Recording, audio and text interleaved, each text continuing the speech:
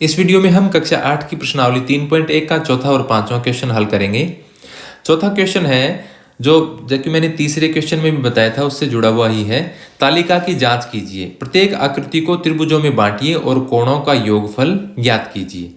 इसमें समझाया गया है, देखिए कि जैसे एक त्रिभुज है और उस त्रिभुज के 3 कोण हैं और तीनों कोणों का जोड़ 180 होता है। ये हम छोटी कक्षाओं से जानते हैं। फिर इसमें दिया गया है एक चतुर्भुज।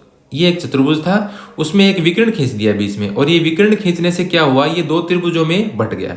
अब एक त्रिभुज का जोड़ 180 होता है कोणों का जोड़, तो 2 त्रिभुजों के कोणों का जोड़ कितना होता है, 360। तो एक सूत्र की सहायता से इसको दिखाया गया है कि जैसे इसमें त्रिभुज कितने बने, 2 गुणा 180। एक त्रिभुज का 180 डिग्री, तो 2 का निकालने के लिए जोड़ 2 गुणा 180, तो कितना हो जाता है, ये अभी हम चर्चा करेंगे। इससे एक फॉर्मूला बना रहे हैं, वो फॉर्मूला जो मैंने पिछले सवाल में बताया था वही है, अभी समझ जाएंगे आप।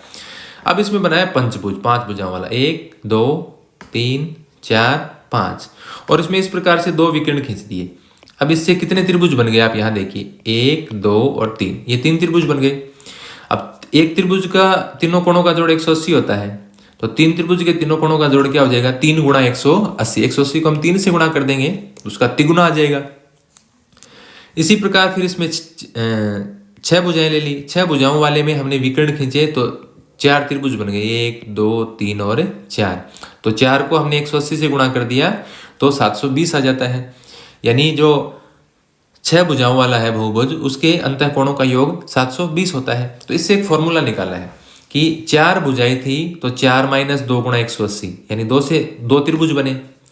4 भुजाओं वाला है तो उसमें 2 त्रिभुज बनते हैं। 5 भुजाओं वाला है तो उसमें कितने त्रिभुज बनते हैं, 3, तो 5 माइनस 2 गुणा 180। 6 भुजाओं वाला है तो उसमें कितने त्रिभुज बनते हैं, 4, तो इसको लिख दिया 6 माइनस 2। यानी जितनी त्रिभुज में भुजाएं हैं, सॉरी त्रिभुज नाम आ रहा है, जितनी बहुभुज में भुजाएं हैं, यदि 10 भुजाएं हैं तो आप क्या करेंगे, 10 में से 2 घटा दें, कितने त्रिभुज बनेंगे, 8, और 8 को आप 180 से गुणा कर देंगे तो वो आ जाएगा उसका अंतः कोणों का योग, जितने भी उसके अंदर कोण है। यदि आप समझ नहीं पा रहे हैं तो मैं देखिए एक, जैसे ये मैंने बता दिया चतुर्भुज। अंतः कोण का मतलब है इसके अंदर के जितने भी कोण हैं। चतुर्भुज में 4 कोण हैं अंदर के, इन चारों का जोड़ होता है 360। पंचभुज में है वो, जैसे पंचभुज बना रहा हूं मैं, 1 2 भुजाएं, 3 भुजाएं, ये 4 और ये 5, ये बना दी मैंने। अब इसके ये 5 कोण हो गए, इन पांचों का जोड़ क्या होगा, इन पांचों का जोड़ होगा 540। वो कैसे पता चलता है, या तो हम नापें, कोई चित्र बनाएं, उसको नापें सारे कोण और उनको जोड़ करें, या फिर हमारे पास कोई सूत्र होना चाहिए, तो वो सूत्र निकाला है। जैसे 5 भुजाओं वाली आकृति है तो इस 5 भुजाओं वाली आकृति के विकर्ण खींच दिए इस प्रकार से, ऐसे सारे विकर्ण नहीं, सिर्फ त्रिभुजों में बांटने के लिए, 1 2, इससे कितने त्रिभुज बन गए, 1 और 2 और 3। और इनका कहना है कि एक त्रिभुज के तीनों कोणों का जोड़ 180 है, तो इससे निकल जाता है 3 त्रिभुज हैं तो उनके लिए 3 बार 180 आएगा, तो 18 तिया 54, यानी 540 डिग्री। तो पंचभुज के पांचों कोणों का योग है, अंतः कोणों का योग, वो 540 डिग्री होता है। तो इसके लिए फॉर्मूला कैसे निकाला है, ये 3 कैसे आता है, यानी आपको भुजाओं में से 2 कम करना है। जितनी भुजाएं हैं, 4 भुजाएं हैं, 4 माइनस 2, 5 भुजाएं हैं, 5 माइनस 2, 6 भुजाओं वाला है, 6 माइनस 2, 20 भुजाएं हैं तो 20 माइनस 2, और गुणा 180 निकलेंगे तो अंतः कोणों का जोड़ आ जाएगा। अभी देखिए, अब इससे सूत्र क्या बन गया, देखिए इसमें निकालेंगे हम 3 माइनस 2 गुणा 180। भुजाओं की संख्या 3 है, उसमें से 2 घटाया, 3 में से 2 घटाओगे 1, और 1 को 180 से गुणा करेंगे तो 180 आ जाएगा। तो त्रिभुज के तीनों कोणों का जोड़ कितना होता है, 180। चतुर्भुज के लिए क्या आ जाएगा, 4 माइनस 2 गुणा 180, तो 2 को 4 में से 2 घटाया 2, 2 को 180 से गुणा करेंगे 360। तो अब इससे सूत्र क्या बन जाएगा, देखिए जितनी भुजाएं हैं उसमें से 2 घटाइए और 180 से गुणा कीजिए, वो सभी अंतः कोणों का जोड़ होगा। जो अंदर के कोण हैं किसी बहुभुज के, 3 भुजा वाला, 4 भुजा वाला, 10 भुजा वाला, 50 भुजा वाला, उसके अंदर के सभी कोणों का जोड़ इस सूत्र से निकल जाएगा। यानी भुजाओं की संख्या, चौथा देखिए इसका डी, यदि भुजाओं की संख्या n है तो इस सारणी के हिसाब से क्या बनेगा, 4 भुजाएं हैं तो 4 माइनस 2, 5 भुजाएं हैं तो 5 माइनस 2, 6 भुजाएं हैं तो 6 माइनस 2, और यदि n भुजाएं हैं तो n माइनस 2। तो सूत्र क्या बन जाएगा, n माइनस 2 गुणा 180। यदि 7 भुजाएं हैं तो 7 माइनस 2 गुणा 180। 7 में से 2 घटाया 5 गुणा 180। 180 को आप 5 से गुणा करेंगे आ जाएगा 900। यानी 7 भुजाओं वाले बहुभुज के अंतः कोणों का जोड़ कितना होगा? 900 होगा। 8 करोगे, भुजाएं 8 होंगी, 8 - 2 × 180। 8 में से 2 घटाया 6 × 180, तो इसको आप इससे गुणा करेंगे तो ये आ जाएगा 1080 डिग्री। 10 भुजाएं हैं तो 10 - 2 × 180, 10 में से 2 घटाया 8, 8 को आप 180 से गुणा करेंगे तो 10 भुजाओं वाले बहुभुज के अंदर के कोणों का जोड़ आ जाएगा। और यदि भुजाएं n है तो n - 2, n का मतलब कोई अज्ञात संख्या ले ली हमने और गुणा 180, तो ये सूत्र बन गया n - 2 × 180। अब कभी भी आपके पास प्रश्न आए कि यदि एक बहुभुज में 12 भुजाएं हैं तो उसके अंतः कोणों का योग कितना होगा, तो आप कैसे निकालेंगे?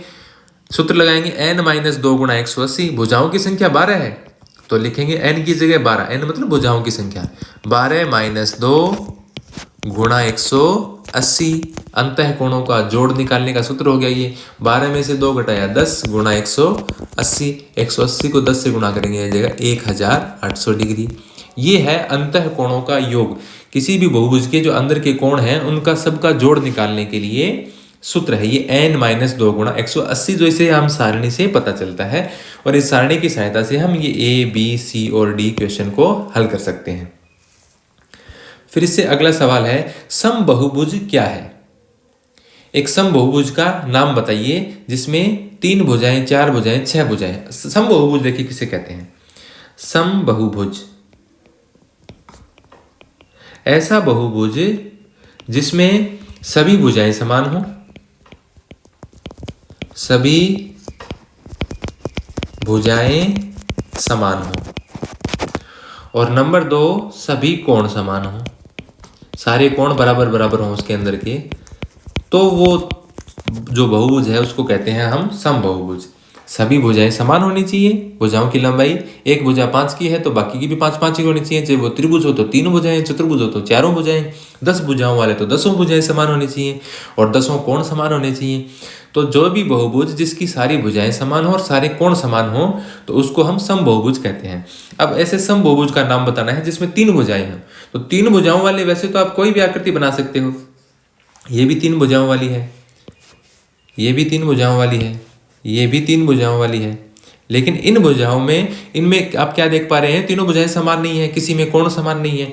तो आपको ऐसा चतुर्भुज, त्रिभुज जिसका नाम याद आ रहा हो, शायद अब तक याद आ भी गया होगा आपके, जैसे ऐसा कोई त्रिभुज जिसकी तीनों भुजाएं हो समान हो और तीनों कोण भी समान हो, ऐसा त्रिभुज कहलाता है समबाहु त्रिभुज।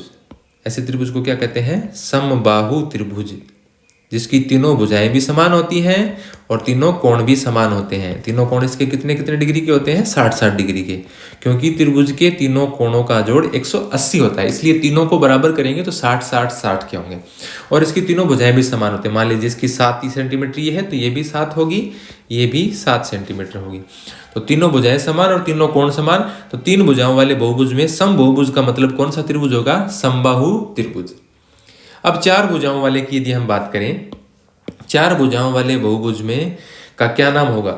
समबहुभुज का, जिसकी चारों भुजाएं समान हो, चारों कोण समान हो। यदि आपको आकृति का नाम याद आ रहा हो तो ये आकृति रही, इस प्रकार की आकृति, वर्ग। इसको हम क्या बोलते हैं? वर्ग। इसकी चारों भुजाएं भी समान हैं, ये भुजा, ये 2, 3 चारों भुजा, यदि ये 5 सेंटीमीटर की है तो ये भी 5 की होगी, ये भी 5 की होगी, ये भी 5 की होगी। और इसके चारों कोण कितने डिग्री के होते हैं? 90 डिग्री के। चारों कोण इसके समान होते हैं। तो 4 भुजाओं वाला समबहुभुज क्या कहलाता है? वर्ग कहलाता है। और इसी प्रकार 6 भुजाएं जिसमें समान हो तो उसका नाम क्या हो जाएगा? जैसे 6 भुजाएं, इस प्रकार की क्या आकृति आप बना सकते हैं? जैसे मैं 6 भुजाएं बना देता हूं, ये थोड़ा सा टेढ़ा बन गया, मतलब 6 भुजाएं इसकी समान और 6 के 6 कोण समान, ऐसी कोई भी आकृति। तो 6 भुजाओं वाले बहुभुज को हम क्या कहते हैं? षड्भुज कहते हैं। षड्भुज, इसकी सारी भुजाएं समान हो जाएंगी, ये सभी भुजाएं बराबर लंबाई की, सभी इसके जो कोण हैं वो बराबर माप के। तो ऐसे षड्भुज को क्या कहेंगे? 6 भुजाओं वाले बहुभुज को हम क्या कहेंगे? समषड्भुज। क्या कहेंगे? समषड्भुज। ये डै है, डै के नीचे हलंत, इस प्रकार से लिखते हैं समषड्भुज। तो 6 भुजाओं वाले को क्या कहेंगे? समषड्भुज। 5 भुजाओं वाले को समपंचभुज। 4 भुजाओं वाले में क्या होता है? वर्ग। 3 भुजाओं वाले में क्या होता है? समबाहु त्रिभुज। तो आप समझ गए होंगे कि समबहुभुज किसे कहते हैं? और 3 भुजाओं वाले समबाहुभुज का मतलब समबाहु त्रिभुज, 4 भुजाओं वाले समबाहुभुज का मतलब वर्ग, 6 भुजाओं वाले समबाहुभुज का आप क्या कहेंगे, समषड्भुज। तो ये थे चौथे और पांचवें क्वेश्चन। यदि आपको वीडियो अच्छा लगा है और आपके लिए हेल्पफुल है तो वीडियो को लाइक जरूर कीजिए, और यदि आप चैनल पर नए हैं तो चैनल को सब्सक्राइब कीजिए। धन्यवाद।